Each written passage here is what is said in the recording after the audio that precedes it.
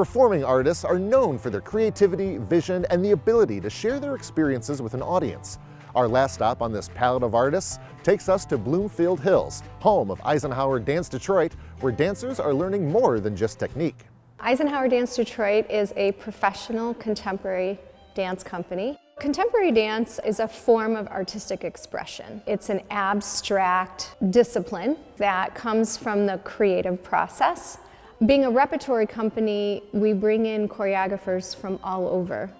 Every choreographer that I bring in, I feel like has a story to share. When I saw Mark's work, I didn't know who Mark was. It just happened to be that we were at a dance conference. When the curtain went down, I was just blown away how well crafted the work was. I was so moved by it. I just thought to myself, I have to have this choreographer work with my dancers.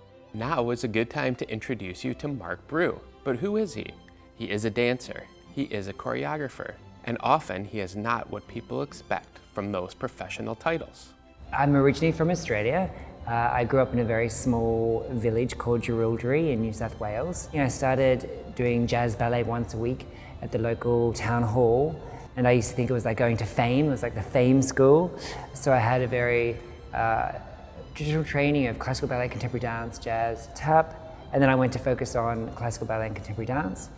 I then went to South Africa and joined Pact Ballet, which is the national dance company in South Africa.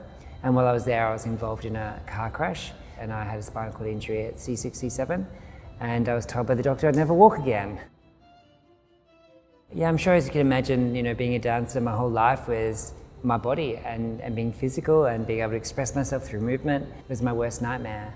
But I want to dance. That feeling was still within me, that I wanted to be able to move and express myself. And I think that's when I realized I had to change my own perception around what a dancer was and what it meant to me to dance. And that's when I realized that dance was about expressing myself through movement. And I could still do that. It was just different. And I had to find different ways that are what I was used to and the way that I was trained and brought up to look at the way that I could dance. But where to start? How do you reclaim the thing in your life that brings you happiness and joy and is your source of passion? I didn't know of other disabled dancers or other dancers who were using chairs at the time. I didn't have any role models, but it just so happened that two of my friends who I trained with were in America, in New York City, doing class at American Ballet Theatre. And this woman had wheeled in her wheelchair, and her name was Kitty Lunn. And they pretty much jumped on her and said, "Oh, our friend's just had an accident. He needs to know that he can continue to dance." And I think for me that was the starting point of looking at that there are opportunities out there, or that I could make opportunities, that there was someone similar to me, that I wasn't alone, because I thought I was alone. And Mark certainly hasn't been alone. Immersed in the collaborative process, Mark is deeply invested in the creative exchange with the dancers he works with. Working with Eisenhower Dance Detroit, it's been an amazing experience. They're very open and curious, which I love. And there's a real respect and a wonderful exchange that's happening every day between us. And it really does feel like we're building this work together. I'm really hoping that this space is bigger than Eisenhower Dance Detroit and is more about other artists finding their voice here as well. Artistic people, creative people want to be around other creative people. I just feel like there's this connection that we feel like we need to be together. To me, dance is a vehicle to help make an impact on humanity.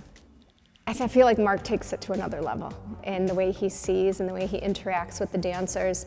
He's a really special person. Inside and out, he has a sixth sense. He sees dance in a way that I think choreographers with able bodies don't have. And to me, that was the real message, that I want to open our doors to everyone. I want everybody in our space to share their artistic expression, whatever that is. Even with Mark's successes, he's aware that he's going to be changing people's perspectives on and off the stage. When I first acquired my disability, it's interesting how people judged me and made their own decisions, judgment based on visually seeing me. And now what they saw was not Mark Brew as a person, as a human. What they saw was my wheelchair. And what they saw was, oh, something's wrong. You know, he's not normal, you know. And then when I say to them, oh, I'm a dancer, I'm a choreographer, it's amazing in the beginning, the sort of faces I would get, and I could tell straight away, they would just look at me and go like, oh, the poor guy, he thinks he's a dancer. Oh, isn't that nice?